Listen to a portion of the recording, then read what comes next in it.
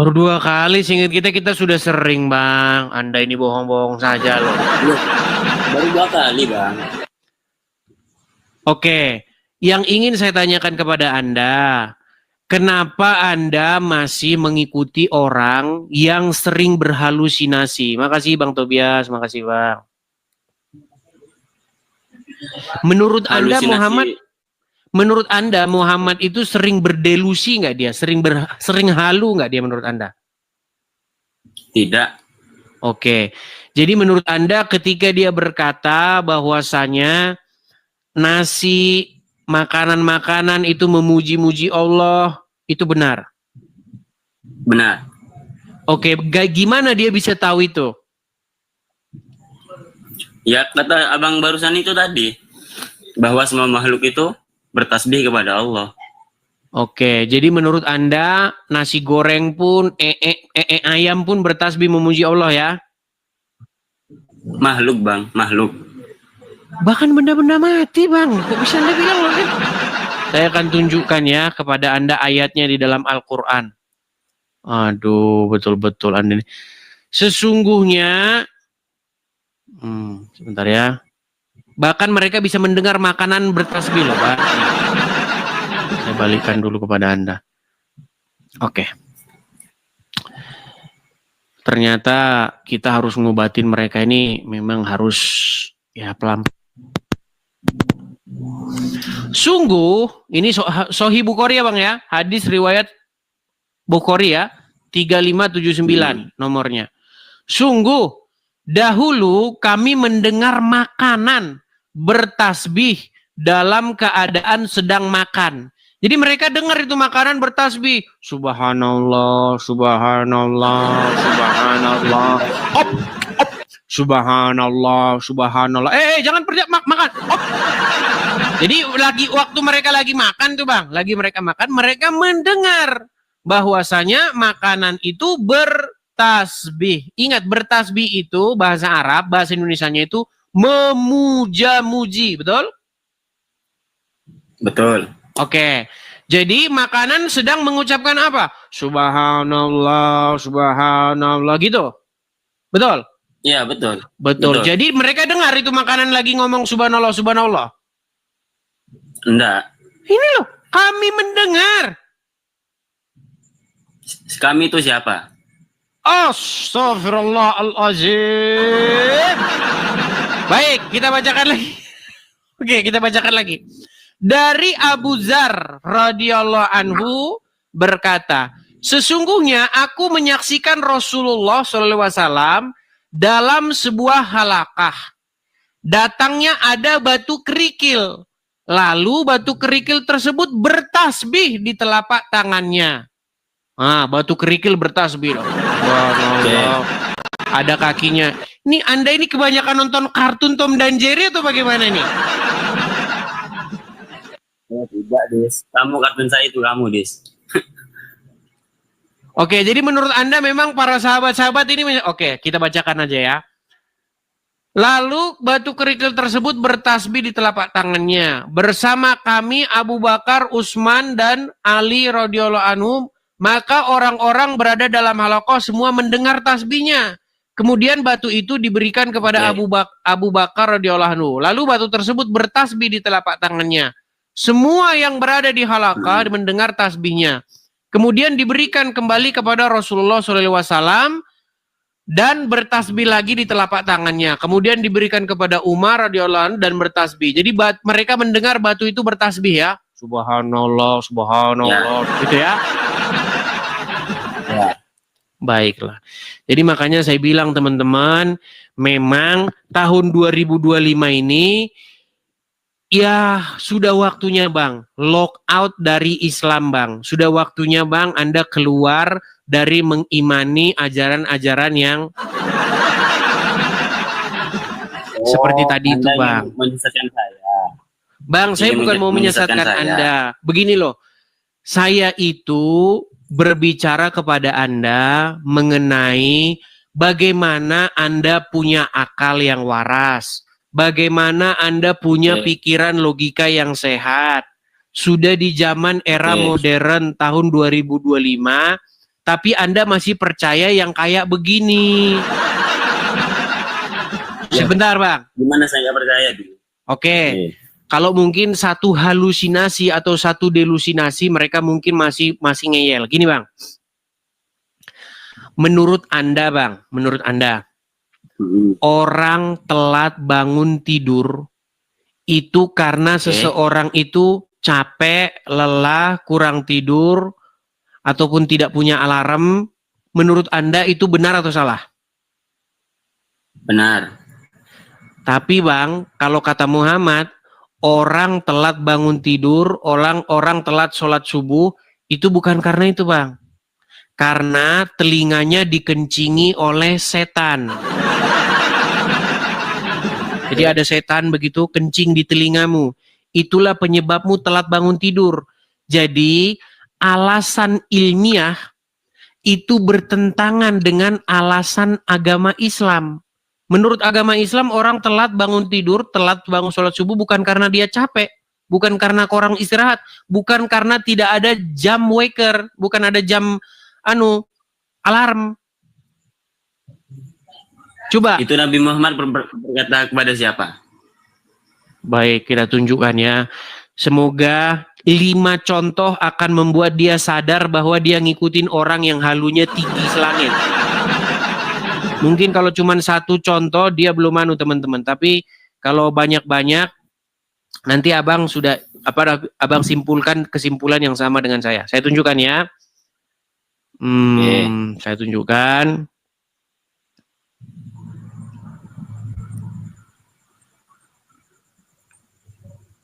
Kita tunjukkan ya Bang ya hadis-hadisnya ya. Baik. Apa penyebab orang terlambat bangun sehingga dia tidak sholat subuh? Menurut alasan Muhammad seperti ini. Saya bacakan ya Bang ya. Oke. Kelihatan ya Bang ya. Oke. Siap. Baik. Di dalam Sohih ya. Sohih nih. Sohih Bukhari ya. Abdullah bin Mas'ud radhiyallahu anhu meriwayatkan, disebutkan di hadapan Nabi tentang seseorang yang tidur semalam sampai pagi. Beliau bersabda, orang itu telah dikencingi setan kedua telinganya. Betul? Betul. Oke, menurut Anda Muhammad ini dia tukang halu atau memang betul omongan dia? Enggak, Nabi Muhammad itu mengkhususkan ke orang Islam apa ke semua manusia? Ya semua manusia lah. Ya, katanya tadi nggak bangun subuh, itu berarti dikencingin oleh setan. Bang, yang subuhan siapa? Menurut Anda setan kencing nggak? Saya tanya dulu. Menurut Anda setan tuh kencing? Bisa? Buset, memang mereka sudah separah ini teman-teman. Baik, kita lanjutkan. Disebutkan kepada Nabi tentang seseorang yang tidur hingga pagi. Matahari telah terbit sementara ia belum mengerjakan sholat fardu. Maka beliau bersabda, itu adalah orang yang dikencingi telinganya oleh syaiton. Betul?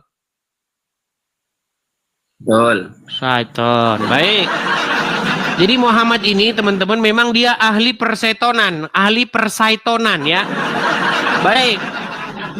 Apalagi kata Muhammad tentang setan-setan ini. Jadi ketika ada bayi baru lahir. Menurut alasan medis, alasan kedokteran, sains ya, bayi itu ketika dia lahir kalau tidak nangis, maka itu bayi tersebut bahaya, terancam nyawanya. Kenapa? Karena peristiwa nangisnya bayi itu adalah kagetnya dia atau perpindahan dia dari alam rahim ke alam dunia. Jadi ketika dia keluar dari rahim, ya, dari vagina seorang wanita, maka dia berpindah. Tadinya dia bernafas tidak pakai paru-paru. Tadinya dia bernapas dengan plasenta. Kemudian dia bernafas dengan paru-parunya. Jadi paru-parunya ngembang sekarang, berisi udara. Nah, justru nangisnya itu adalah supaya jalan membuka ke paru-parunya itu terbuka. Justru kalau dia nggak nangis, dia bisa bahaya karena tidak menghirup udara. Makanya sering dikaget-kagetin begitu sama dokter supaya dia menangis. Itu alasan medis, itu alasan ilmiah, itu alasan akademisnya. Dan itu fakta itu. Ya nggak bisa dibantah oleh siapapun. Tetapi menurut Muhammad, penyebab bayi nangis karena apa? Tahu? Karena apa? Karena lambungnya ditusuk oleh setan. Atau karena dia ditempeleng oleh setan. Pak, ditempeleng dia oleh setan. Makanya dia menangis. Makanya saya bilang, Bang, ini udah tahun 2025. Iya, Kok Anda mau aja ngikutin halusinasinya Muhammad? Baik, dia minta data. Baik, kita harus kasih mereka data. Orang-orang Islam yang nonton harus kasih data. Saudara-saudaraku umat Islam, saya menyerukan kepada kalian, mari 2025 pakai logika yuk. Bentar ya, baik. Bentar ya. Aduh, pelan-pelan ya.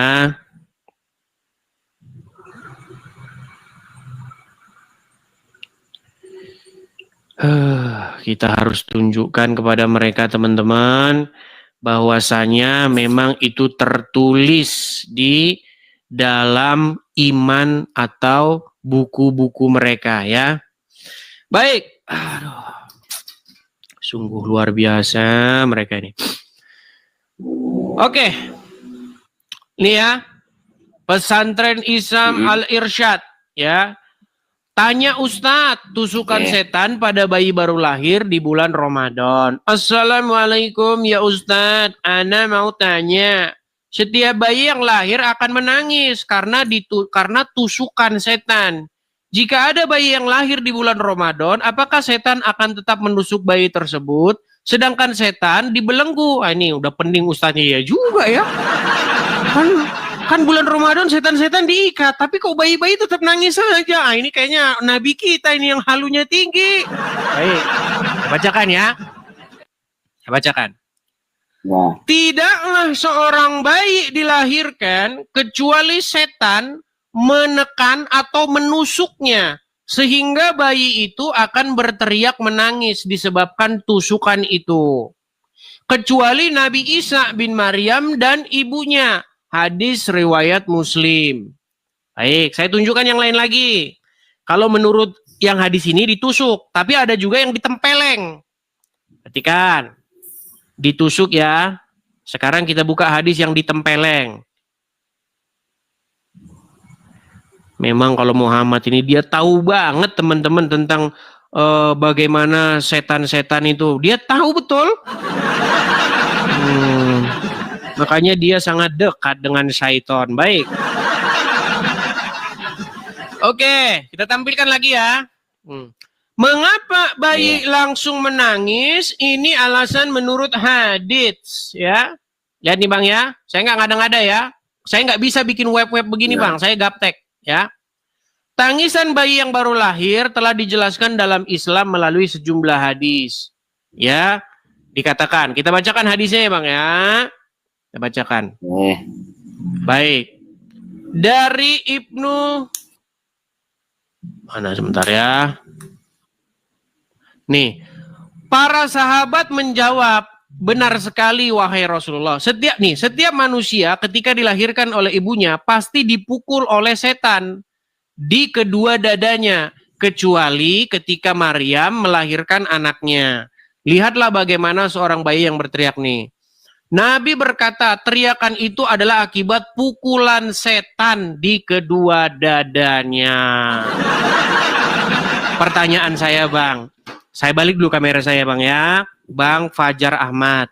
Bang Fajar, ini udah tahun 2025 kan? Ya. Era sudah modern kan? Peralatan-peralatan, teknologi sudah canggih kan, betul? Masih percaya Bang sama yang kayak gini-ginian? Percaya?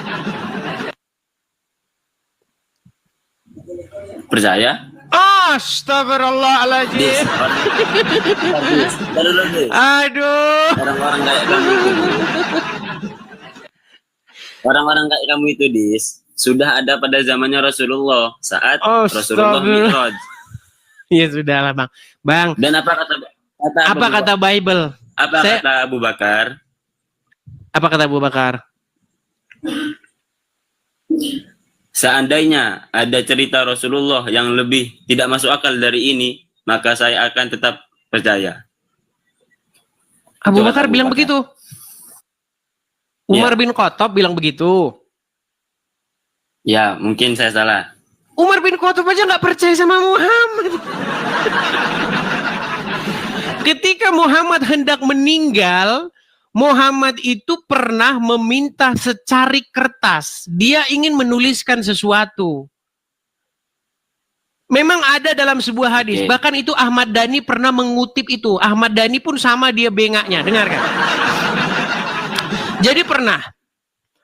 Ada sebuah video. Saya pernah nonton itu. Video Ahmad Dhani. Dia bercerita begini. Ada seseorang yang meragukan Rasulullah. Menertawakan Rasulullah. Terus katanya Umar ibnu Khattab mencabut pedangnya. Langsung dibelah orang itu jadi dua. Dalam hati saya. Emang dulu nggak ada polisi ya? Apakah Muhammad, Umar bin Khattab, mereka itu hidup di tengah-tengah masyarakat yang barbar, nggak ada hukum, sehingga orang main belah-belah aja? Emang bambu gitu, pisang dibelah-belah? Ada itu videonya Ahmad Dhani, dia bercerita.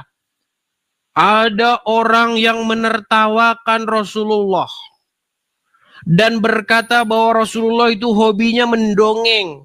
Lalu Umar bin Khattab bilang seperti yang Anda katakan. Sekalipun Rasulullah bercerita apapun, saya akan mempercayainya. Ini latar belakang ketika Muhammad bercerita Isra Mi'raj. Katanya, kata Ya. Muhammad, pada waktu itu dia melakukan perjalanan di malam hari. Dalam satu malam. Katanya dia naik buruk. Buruk itu adalah sebuah kuda yang ada sayapnya.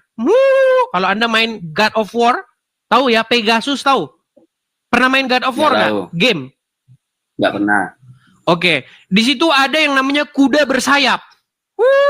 Itu kalau terbang itu. Nah, konon katanya Muhammad naik buruk. Secepat kilat. Shush, begitu kan? Orang-orang zaman dulu saja, zaman dulu, mereka udah waras. Muhammad itu memang kena gangguan. Ada sesuatu memang di dia. Orang zaman dulu saja udah tahu itu. Tapi kata Umar bin Khattab, barang siapa kalau Muhammad berkata apa saja, saya akan tetap percaya. Lalu ada orang yang ledekin, katanya gini, coba angkat kakimu satu. Diangkat kakinya. Angkat kakimu satu lagi, jatuh dia. Lalu dicabutlah pedang oleh Umar bin Khattab, dibelahlah orang itu jadi dua. Saya pernah nonton videonya Ahmad Dhani seperti itu. Saya mikir, Ahmad Dhani ini sekolah apa enggak gitu. Bang, tidak ada sebuah masyarakat terbentuk tanpa ada hukum di situ. Kalau masyarakatnya mungkin cuma 3 orang, begitu ya, ya mungkin nggak ada hukum karena mereka-mereka aja. Tapi kalau sudah ada pasar, sudah ada komunitas, itu pasti sudah ada hukum. Makasih Kak Popi. Sudah ada hukum, Bang. Makanya kalau kita berbicara tentang sejarah terbentuknya masyarakat, masyarakat itu terbentuk dengan satu kesepakatan hukum. Bahwasanya kita saling bersepakat, yuk. Kalau kamu ambil uang saya tanpa izin namanya mencuri, maka kamu harus dihukum. Kalau kamu membelah orang, itu sudah pasti berhadapan dengan yang namanya petugas-petugas penegak hukum. Mungkin Muhammad dan Umar bin Khattab mereka hidupnya di tengah hutan, nggak ada hukum. Main belah-belah saja. Ini, ketika Tuhanmu dihina, apakah kamu akan diam? Aduh, Tuhan malah lari kemana-mana ini orang ini. Ketika Yesus dihina, apakah Anda ini kok kamu lari akan diam? kemana-mana sih? Gini, kita lanjutkan yang tadi. Ketika itu terjadi, pertanyaan saya adalah, apakah di situ tidak ada penegak hukum? apakah yang hidup adalah hanya mereka bertiga? Sehingga yang dibelah itu nggak ada keluarganya, nggak ada bapaknya, nggak ada ibunya yang bisa mengadu kepada para penguasa di situ bahwa Umar bin Khattab telah membunuh orang. Mereka hidup di mana memangnya? Makanya gambaran-gambaran dalam agama Islam ini memang penuh dongeng yang nyata. Terus Anda berkata, oke, Anda mengutip hadis itu dengan berkata, Umar bin Khattab dia percaya apapun yang dikatakan oleh Muhammad dia percaya, betul? Betul. Baik, kita akan buktikan omongannya Umar bin Khattab. Apakah dia percaya dengan Muhammad? Nih, saya balikin kamera saya. Umar bin Khattab itu nggak percaya sama selain Al-Quran. Baik, saya tunjukkan. Ya. Saya tunjukkan sebuah hadis yang menunjukkan bagaimana Umar bin Khattab tidak mempercayai Muhammad. Oke. Kelihatan ya? Ya. Oke. Ini kita baca. Ya, ada dalam Sahih Bukhari, Sahih Muslim, silakan Anda cari. Dari Ibnu Abbas yang berkata, ketika ajal Rasulullah Shallallahu Alaihi Wasallam sudah hampir tiba, dan di dalam rumah beliau ada beberapa orang, di antara mereka adalah Umar bin Khattab. Nabi Shallallahu Alaihi Wasallam bersabda, berikan kepadaku, aku akan menuliskan untuk kalian agar kalian tidak sesat setelahnya. Kemudian Umar berkata, sesungguhnya Rasulullah SAW dikuasai sakitnya. Dan di sisi kalian ada Al-Quran. Cukuplah untuk kita kitabullah. Jadi menurut Umar, apa yang mau dituliskan nama Muhammad itu nggak usah. Cukup bagi kita Quran aja. Ini tanda bahwa dia nggak percaya dengan Muhammad. Padahal Muhammad bilang. Oke, saya teruskan. Kemudian orang-orang di dalam rumah berselisih pendapat.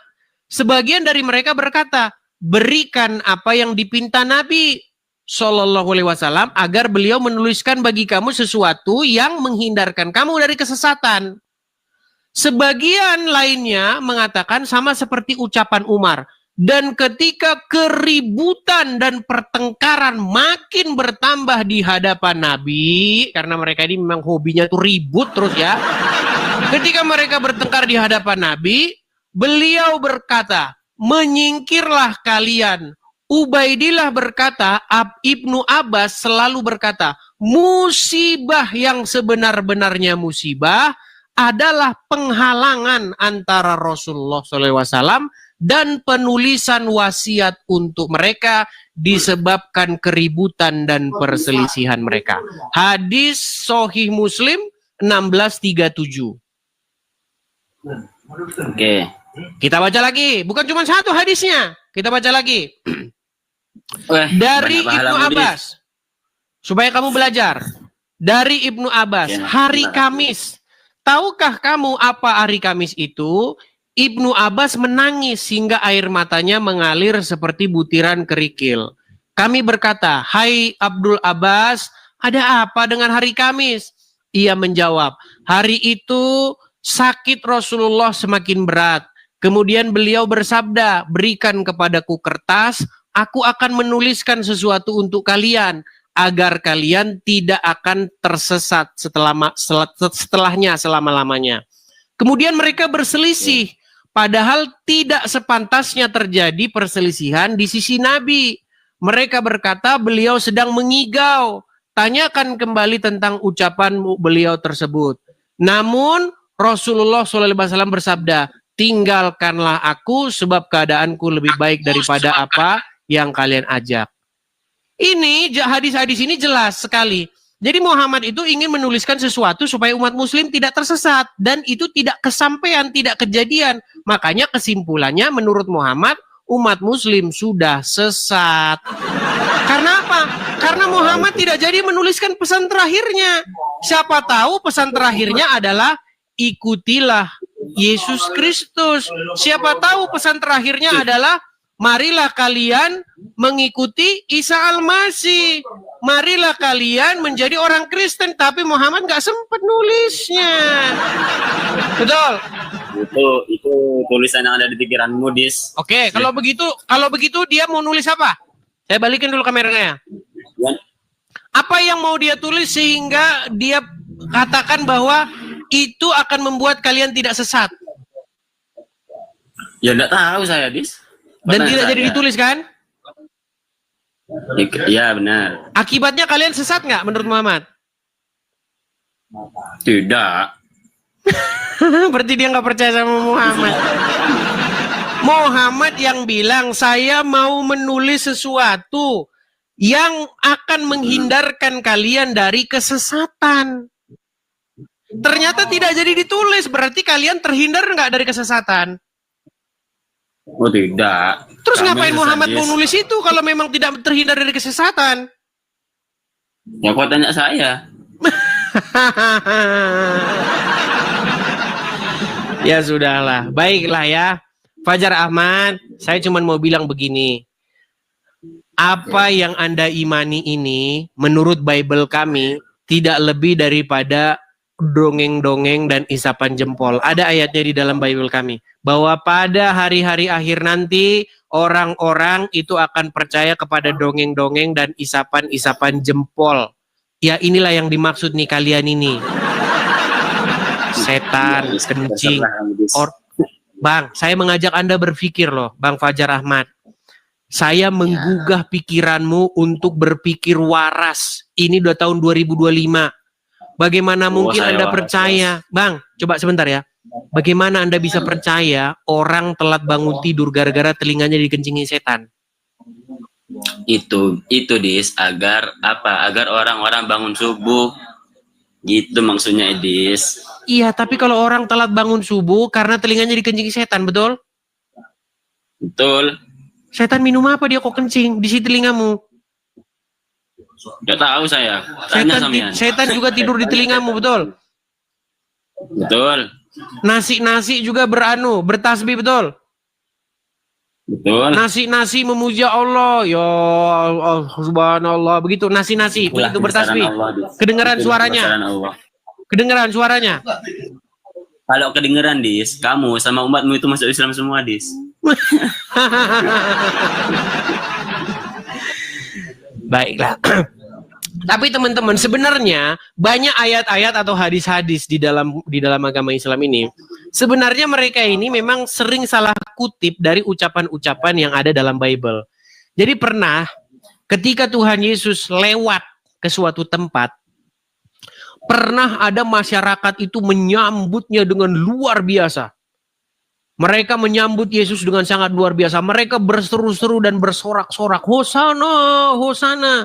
Lalu orang-orang Farisi, ahli-ahli Taurat, pemuka-pemuka agama, ya, yang memang mereka ini memang dikritik habis-habisan oleh Tuhan Yesus karena mereka ini memang penjual agama, mereka memang orang-orang yang membisniskan agama itu. Apa kata mereka kepada Tuhan Yesus? Guru, suruhlah mereka ini diam. Suruh diam ini, jangan berisik. Apa kata Tuhan Yesus? Jikalau orang-orang ini diam, batu-batu ini akan berteriak, kata Tuhan Yesus. Mungkin bisa saja Muhammad dulu waktu ke gereja dengernya sambil ngantuk-ngantuk. Begitu. Akhirnya dia bilang, batu-batu memuja Allah. Batu-batu bertasbih kepada Allah. Apakah Nabi Muhammad pernah ke gereja, Dis? Baik, sekarang saya tanya kepadamu. Menurut literasi agama Islam, di zaman Muhammad lahir, ada nggak gereja? Atau gini sajalah, ini pertanyaan yang challenging. Ini pertanyaan yang challenging, ya. Menurut Anda Muhammad dinikahkan secara apa?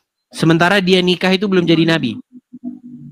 Dia ketika menikah dengan Siti Khadijah. Oke. Kalau nggak salah umurnya dia itu masih 25, betul? Betul. Oke. Waktu itu dia sudah Islam atau belum? Belum. Oke, dia nikah di mana? Gimana? Menurut Anda, dia nikahnya di wihara, kelenteng, gereja, atau di masjid? Nggak tahu saya, Dis. Nggak tahu. Tapi, Dis, Nabi Muhammad itu tidak menganut agama Kristen. Iya sudah. Kalau Menganut begitu agama- sebelum dia berumur 40, dia kan belum beragama Islam, betul? Ya. Terus dia pergi kemana? Dia berkumpul Pergi ke bersekutu. Syam. Iya, maksudnya dia pergi ke gereja kah, atau ke masjid kah, atau ke wihara? Kemana dia pergi? Nggak tahu saya, Dis.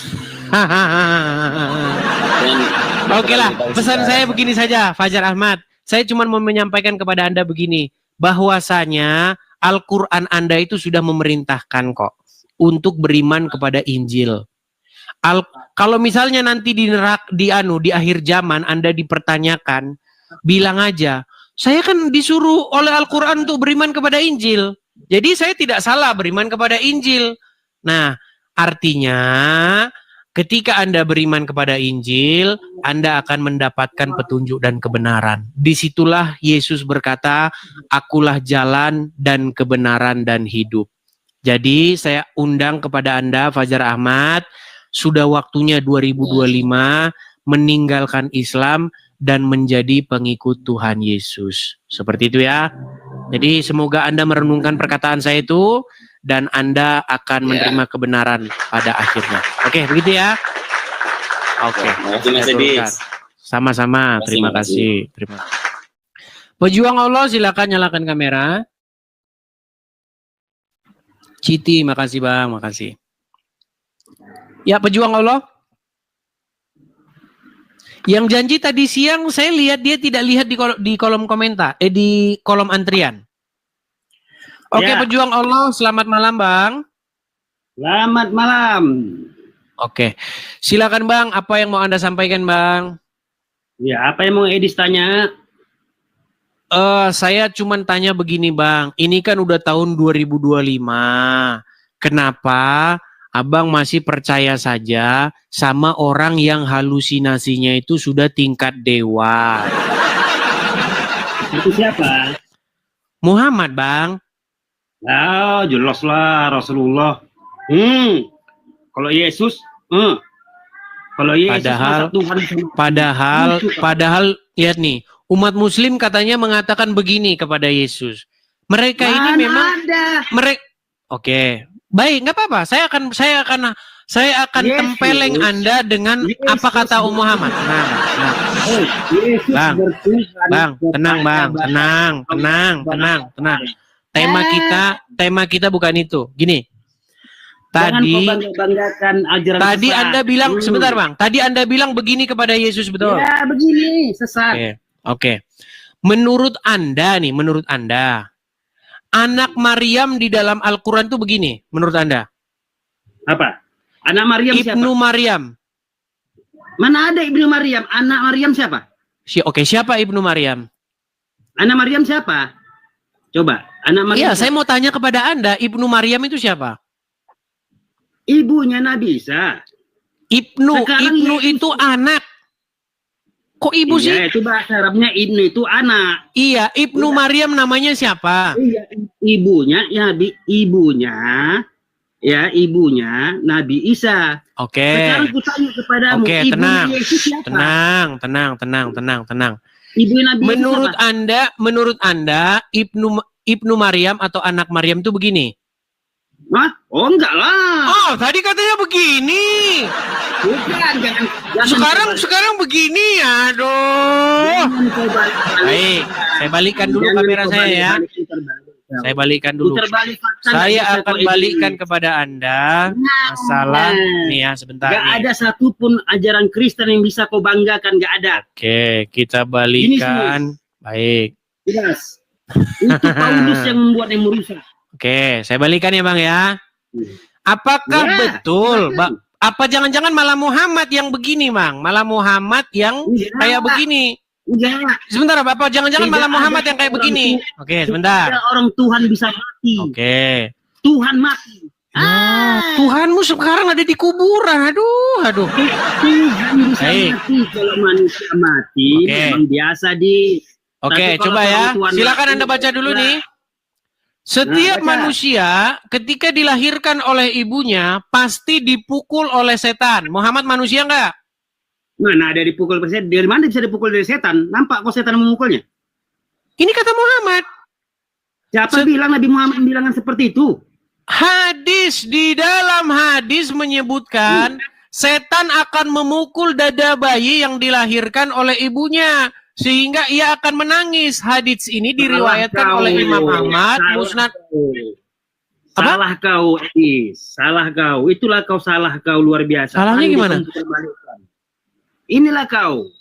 Sebenarnya dengan perjanjian Nabi Adam itu dengan iblis. Iblis berjanji kepada Allah Subhanahu wa taala, apabila anak Adam dan cucu Adam lahir, satulah anakku lahir, bukan dipukul. Kau salah. Ini loh hadisnya, dipukul oleh setan.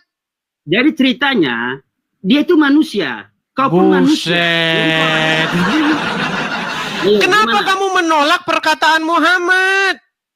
Siapa yang bilang Muhammad? Ini loh, Nabi Shallallahu Alaihi Wasallam berkata, teriakan itu, maksudnya teriakan bayi menangis itu adalah akibat pukulan setan di kedua dadanya. Terus Anda mau bantah ini? Nah, jadi ketika kau lahir, menjerit kau menangis, dipukul setan juga. Menurut Muhammad karena dipukul setan. Jadi cuman kau lahir dipukul Yang setan tidak dipukul setan menurut Muhammad kecuali ketika Maryam melahirkan anaknya. Yang tidak dipukul oleh setan hanyalah Isa putra Maryam menurut Muhammad. Nah, sementara Muhammad sendiri dipukul setan nggak? Sekarang tanya sama kau ini. Menurut Muhammad dipukul setan nggak? Ketika seorang Tuhan dipukul dengan Lari kemana-mana nih orang ini. Apakah menurut Muhammad dia dipukul oleh setan? kalau dibilangnya itu kata Muhammad, Nabi Muhammad membilang, oke, kubenarkan. Oke, berarti Muhammad dipukul setan nggak? Oke, kubenarkan. Tetapi Oke, Isa dipukul setan nggak? Dipukul dengan ciptaannya. Sebentar. Isa dipukul oleh setan nggak? Hah? Isa dipukul oleh setan nggak? Siapa? Isa putra Maryam, anaknya Maryam dipukul setan nggak? Nah, ada tertulis di situ. Coba kau baca dulu. Setiap manusia ketika dilahirkan. Oke, coba kau baca ini. Coba kamu yang baca. Bacalah. Ya, kau baca aja. Kau baca. Setiap manusia ketika dilahirkan oleh ibunya pasti dipukul oleh setan di kedua dadanya, kecuali ketika Maryam melahirkan anaknya. Nah, yang melahirkan? jadi apa? Yang dilahirkan siapa? Ya anaknya Maryam. Iya, yang Oke. melahirkan siapa? Sementara Muhammad ketika dilahirkan dia dipukul setan nggak? Ketika Muhammad dilahirkan dia dipukul setan nggak? Ah, oke. Kalau itu bilang Nabi Oke, berarti siapa yang begini? Coba. Siapa yang begini berarti? Setan itu makhluk halus biasa. Enggak, yang begini berarti siapa yang begini? Yang begini. Dilahirkan. Kau pun juga nggak Tadi kau bilang. Saya balikan dulu kamera saya. Sebentar. Tadi kau bilang Muhammad begini. Sementara Yesus begini. Sementara menurut Muhammad yang begini. Gimana? Memang berat, saudara. Dipukul setan itu juga. Suaramu malah nggak jelas loh. Kalau kamu pakai efek ketawa gitu, suaramu malah nggak kedengeran. Betul, bukan nggak jelas. Sekarang aku tanya samamu, ketika Tuhan, kalau dipukul tentara Romawi gimana caranya? Oke, sementara ketika Tuhanmu diracun oleh wanita gimana? Ketika Tuhanmu diracun oleh wanita dan sampai sekarang masih di kuburan gimana? Diracun? Bagaimana bisa meracun? Dan Loh, diracun itu, Tuhanmu Muhammad itu diracun sama wanita. Mana sih? Tapi yang diracun anggur asam itu Yesus. Oke, kalau misalnya saya tunjukkan nanti Muhammad diracun oleh perempuan Yahudi, kata Ustadz Abdul Somad, gimana?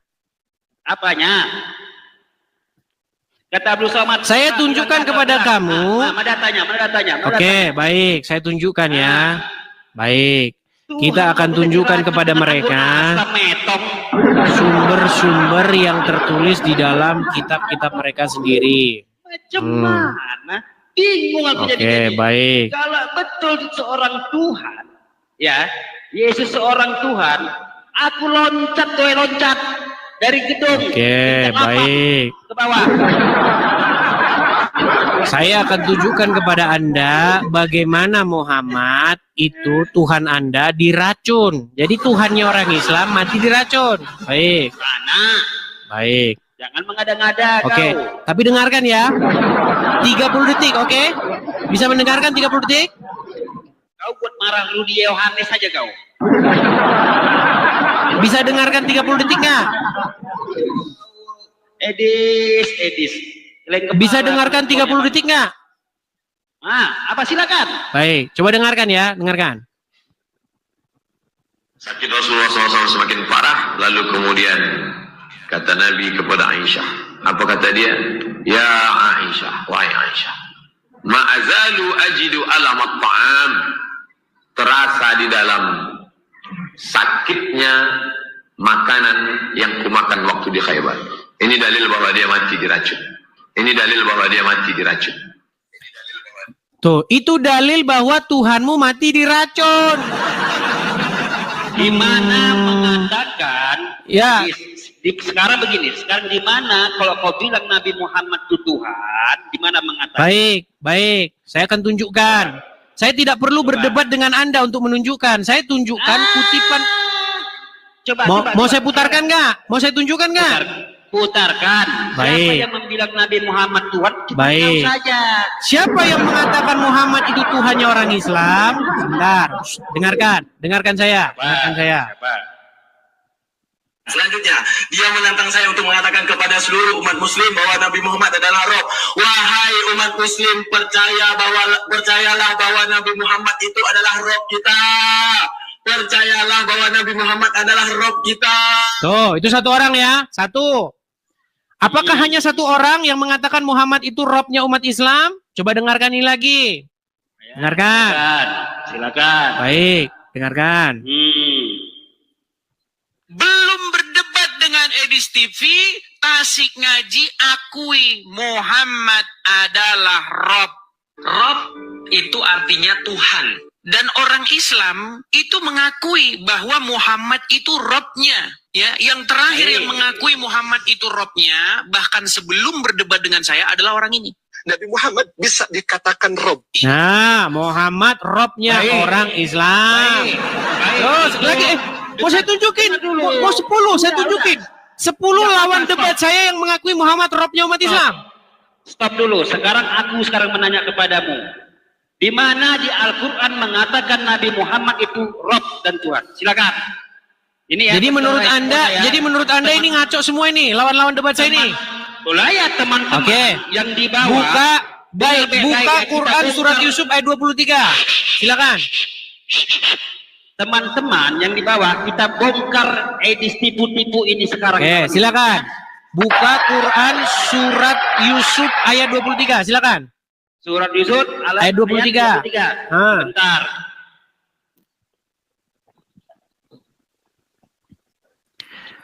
Sedangkan para ini sudah mengakui semua bahwa Muhammad itu memang Robnya umat Islam.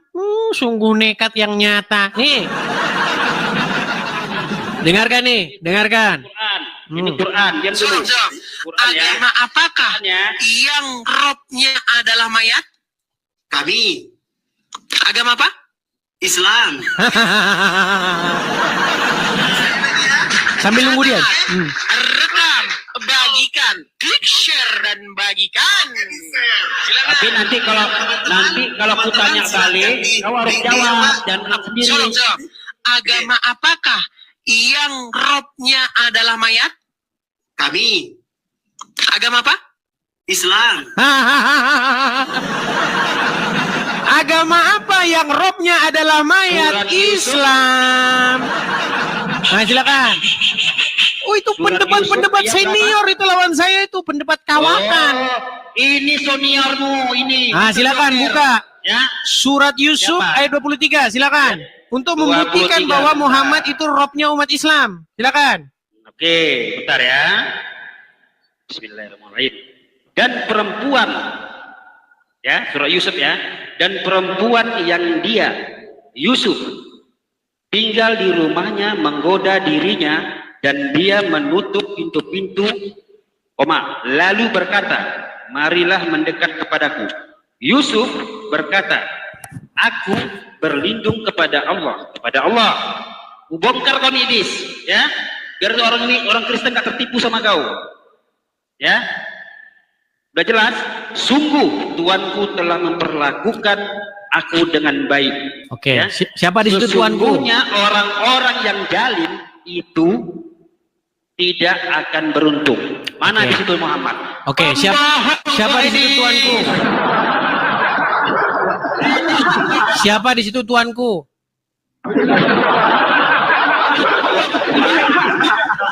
Di zaman Nabi Yusuf tidak ada masuk. Suaramu Itu tidak Nabi jelas. Muhammad. Kau tidak usah ketawa-ketawa. Suaramu tidak jelas.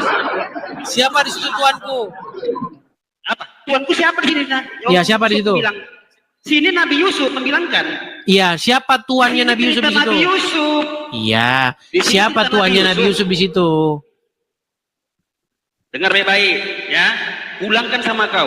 Dan perempuan yang dia, Yusuf, tinggal di rumahnya menggoda dirinya. Ini perempuan siapa? Orang kafir ini. Dan dia menutup pintu lalu berkata, marilah mendekat kepadaku. Kata si perempuan tadi dengan Nabi Yusuf. Udah. Yusuf berkata, aku berlindung kepada Allah. Wah, berlindung dia. Dan sungguh Tuanku. Oke, siapa tuanku di situ? Siapa tuanku di situ? Tuanku siapa? Bukan Nabi Muhammad. Iya, siapa? Siapa di situ? Tuanku itu, Siapa? dia ini kan budak. Iya, siapa Budak di jadi situ? kerajaan itu? Ya tuannya. Iya, Bukan siapa? Tuhan. Namanya Tuan. siapa? Kau tahu arti edis tuan sama Tuhan? Oke, bahasa Arabnya apa di situ?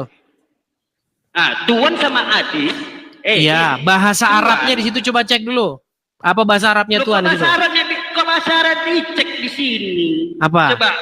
Walamma balagha asyud yadahu. Sekarang ku tanya sama kau. Coba kau bisa silakan bahasa dicek. Arab enggak?